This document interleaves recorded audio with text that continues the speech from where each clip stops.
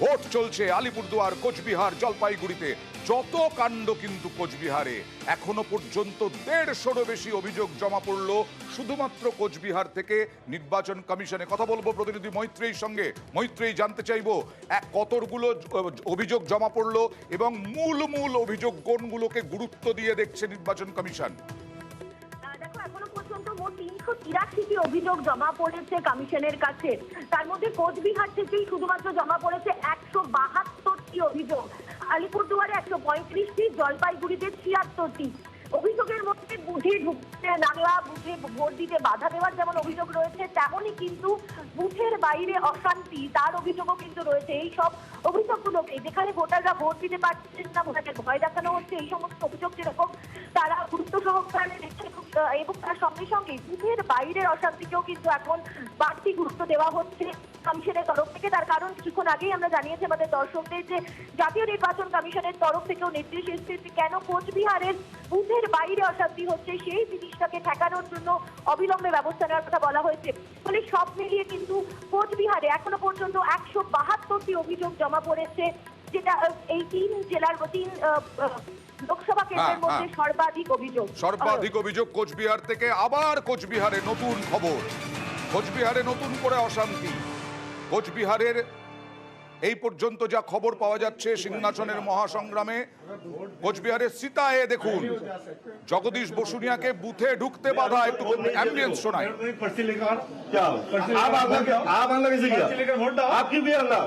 खुलेआम क्यों वोट है? पर्चे लेकर वोट दो। तो आपका वोटर है क्या? आपके पास आई कार्ड है? हाँ आई कार्ड है। आपका पास है आई कार्ड है? आप यहाँ का वोटर हो क्या? वोट तो स्लिप लेकर आओ। आप वोट देने के लिए गए क्या? आप वोट देने के लिए गए क्या? चले आप वोट देने के लिए गए क्या? तो शांतिपूर्ण वोट हो रहे। हाँ बस अगर वोट देने से पहले हो जा सकते, वोट देने से बाद में जा सकते। मैं अभी जो वोट नहीं दिया देखो। तो मेरे को एक पर्ची लेकर क्या आप आना कैसे किया? पर्ची लेकर वोट दो। आप क्यों भी आना? तुम खुलेआम क्यों वोट है? पर्ची लेकर वोट दो। तो आपका वोटर है क्या? आपके पास आई कार्ड है? हाँ आई कार्ड है। आपका पास है आई कार्ड है? आप यहाँ का वोटर हो क्या? वोट तो स्लिप लेकर आओ। आप वोट देने के लिए गए क्या? आप वोट देने के लिए गए क्या? এবার সরাসরি চলে যাব প্রতিনিধি সোমরাজের কাছে। সোমরাজ, জগদীশ বসুনিয়াকে যার সঙ্গে বচসা করতে দেখা যাচ্ছে, তিনি কে?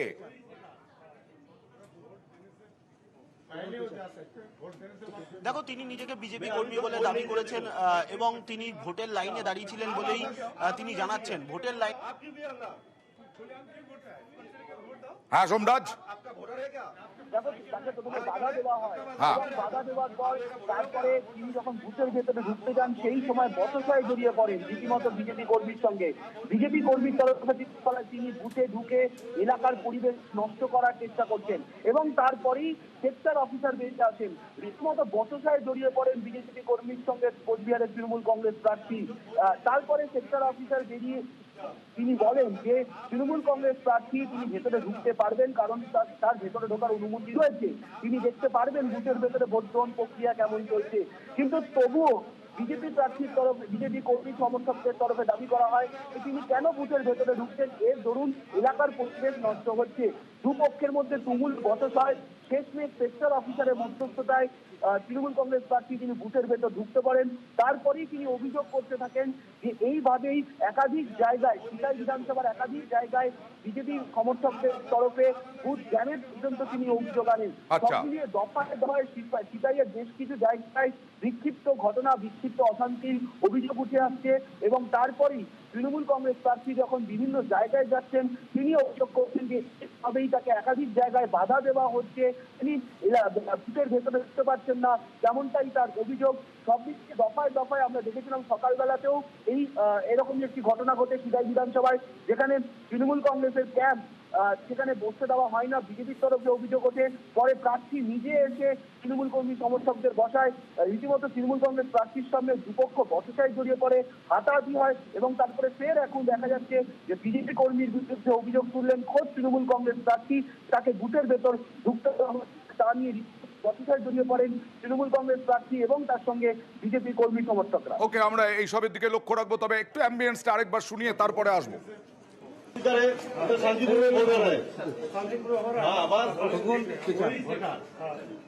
वोट देने से पहले वो जा सकते हैं, वोट देने से बाद में जा सकते हैं। मैं अभी तक वोट नहीं दिया देखो तो मेरे को पर्ची लेकर क्या आप आंदोलन कैसे किया पर्ची लेकर वोट डालो। आप क्यों किया ना खुलेआम क्यों वोट है? पर्ची लेकर वोट डालो।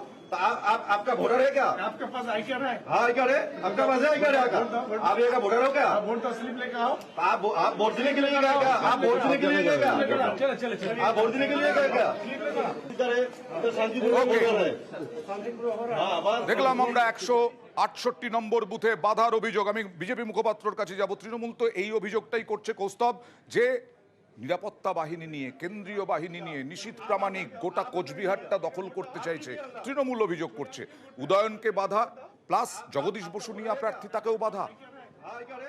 দেখুন, বাধার বিষয়টা এখানে যদি কেউ ভোট প্রভাবিত করতে চায়, এটা তার পঞ্চায়েত নির্বাচন নয় যে যথেচ্ছভাবে ভোট লুট হবে, ওখানে ব্যালট বক্স নিয়ে যে যার মতন ঘরে চলে যাবে, গিয়ে সেখানে ভোট টোট করে আবার ব্যালট বক্স বাড়িতে ফেরত দিয়ে যাবে, বা কোথাও ব্যালট বক্সে জল ঢেলে দেওয়া হবে যেখানে বিরোধীরা জিততে পারে, এই সমস্ত জায়গা এগুলো তো হবে কে না। বাধা দিচ্ছে দেখো, কে বাধা দিচ্ছে দেখো, আরে মানে বাধা- অভিযোগ কোনো বাধার বিজেপি ব্যাপার কর্মী নয়। হিসেবে সুষ্ঠুভাবে ভোট এই রাজ্যে তৃণমূলের অ্যালার্জি দায়িত্ব আছে কার? সুষ্ঠু হওয়া দায়িত্ব ভোটের। কার? নির্বাচন কমিশনের, সেটাই তো উনি সুষ্ঠু- কে নির্বাচন কমিশনের? আমি সেটাই বলছি- প্রশ্ন। আমি বলছি এখানে সুষ্ঠুভাবে ভোট করার ক্ষেত্রে তৃণমূলের অনেক অসুবিধা আছে। সুষ্ঠুভাবে ভোট হলে গোটা রাজ্য থেকে যে তৃণমূল নির্মূল হয়ে যাবে এটা তারা খুব ভালো করে জানে। এবং তৃণমূল শুধু আমি বারবার বলছি, এই তিনটে যে আজকে লোকসভা তার মানে পশ্চিমবঙ্গে এটাকে হচ্ছে, প্রতিরোধ বলছো? তৃণমূলের কোনোভাবে এই তিনটে লোকসভাতে কোনোভাবে কোনো স্থান নেই, এটা তৃণমূল কংগ্রেস জানে। Okay. তাই এটা প্লেইং টু দি বেশ, কৌশিক বিশ্বাসের কাছ থেকে নিয়ে আমি ব্রেকে যাব। আমরা তৃণমূল কংগ্রেসের পক্ষ থেকে এইমাত্র আপনি যে ভিডিওটা দেখালেন, বিজেপির কর্মীর এই আচরণের তীব্র নিন্দা করছি। বিজেপির উচিত তার রাজনৈতিক কর্মীদের কিছুটা প্রশিক্ষণ দিয়ে তারপর পাঠানো। আপনারা প্রত্যেকেই জানেন নিয়মটা হচ্ছে, যে কেন্দ্রের যিনি প্রার্থী এবং তার চিফ ইলেকশন এজেন্ট যে কোনো বুথে ঢুকতে পারেন সেই কেন্দ্রের মধ্যে। আজকে কি করে বিজেপি কর্মীটা বাধা দিতে পারে? একজন প্রার্থী বা তার চিফ ইলেকশন এজেন্ট যে তার নিজের কেন্দ্রের মধ্যে যে কোনো বুথে ঢুকতে Okay, পারেন, okay. নট অনলি প্রার্থী, chief 20 election second. Agent, Shayandeep, সেখানে কি করে তাকে আটকাতে পারেন জোর এখানে করে? কোথাও কি ভয় পাল্টা ভয়, সাহস পাল্টা সাহস, এরকমের বিষয় আমি আসছে? তো আপনাদের যেখানে ছবিটা দেখলাম তাতে মনে হচ্ছিল একটা যাত্রাপালার অভিনয় চলছে, কিন্তু এটা নির্বাচন ভোট। এটা ঠিকই যে প্রার্থী তিনি যেতে পারবেন, আবার বিজেপির কর্মী নাকি সে মোবাইলে ছবি তুলছেন, নির্বাচন ভিডিও কমিশন করছেন, হ্যাঁ। ভিডিও করছেন, নির্বাচন কমিশন কি করছেন, ওটা যাত্রাপালার জায়গা নয়, ওটা মানুষের গণতান্ত্রিক অধিকার প্রয়োগের জায়গা।